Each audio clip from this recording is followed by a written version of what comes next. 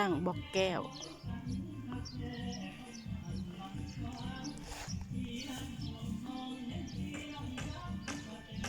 เด้อสบายดีFCสบายดีสบายดี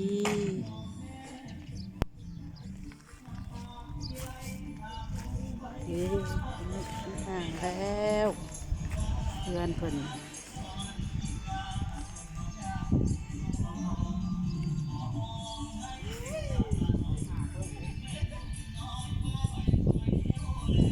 สั่งวันกับสั่งตา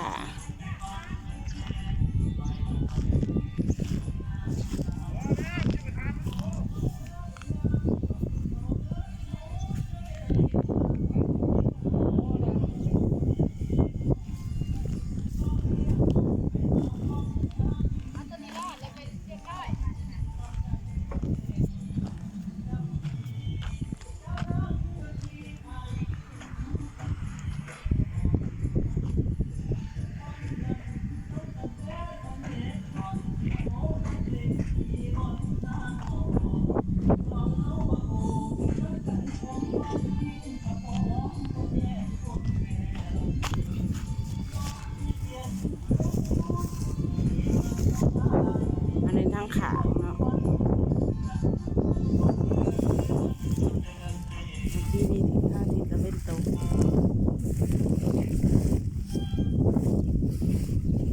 งามบ่พี่น้องสั่งสีมือสั่งตาเด้อนี่นะสั่งตาสั่งหวันเด้อ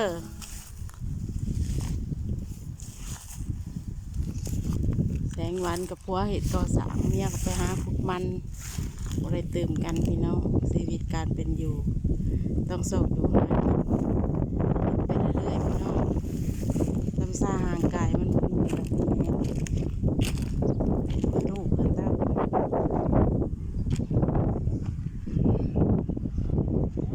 พี่น้องกดไลค์กดแชร์เด้อ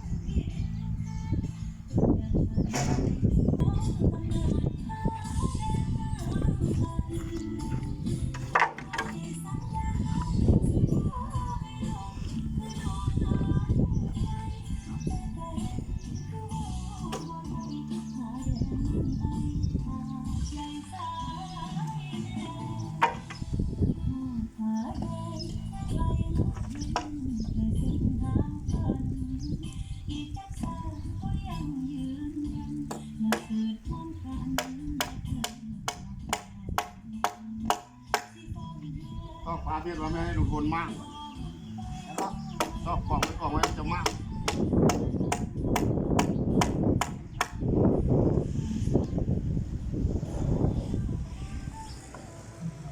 ทำไปเลยสิได้มากขอยันเวลาชุบเจ้ามาเห็ดได้มากเลย นี่แล้ว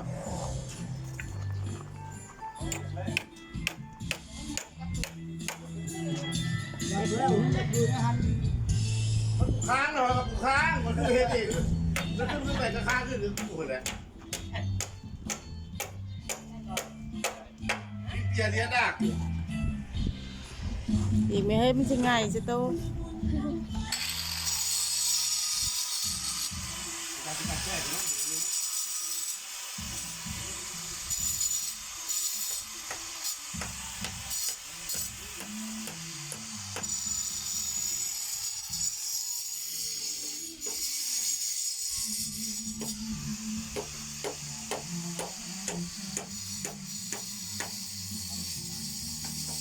มือสั่งตาเด้อ ใครต้องการสั่งจ้าหาแท็กมาเลยเด้อ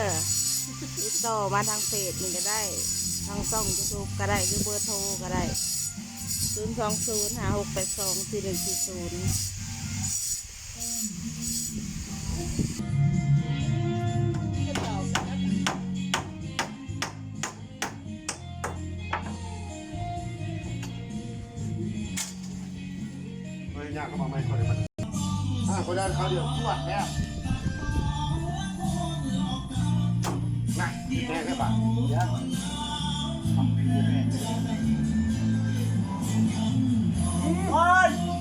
เอาพร้อมลง ดึงขึ้นเจ้าก็ดีให้ลูกเอาดินเกี่ยลง ได้บ่อ้าวดีบ่ตอกเข้ามาได้แม่ เห็นระบุงไม่เสยปะ ว่าจะเปิดเทคอยู่ทั้งๆก็ได้เอาเบิด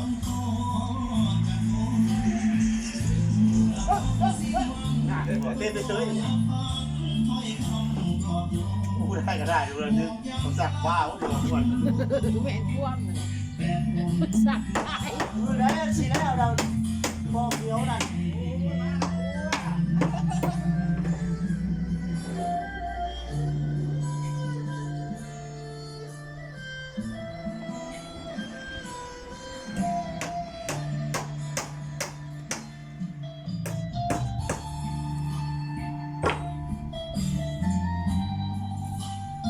เย็นๆจะเป็นค่อยสร้างนิดนิด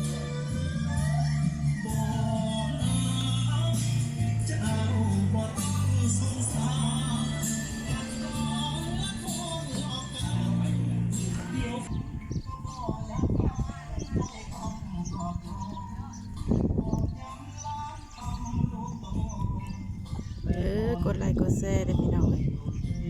กดไลค์กดแชร์นี่เด้อกดติดตามมาเนี่ยSubscribe สั่งวันสั่งตาชีวิตแสงวันชาวประมงมาเหตุงานก่อสร้างวันนี้เด้อพี่น้องขอบคุณใจหลายที่เข้ามาเบิ่งแต่ขอบคุณขอบใจสำหรับกดไลค์กดแชร์ให้เด้อขอบใจหลายๆ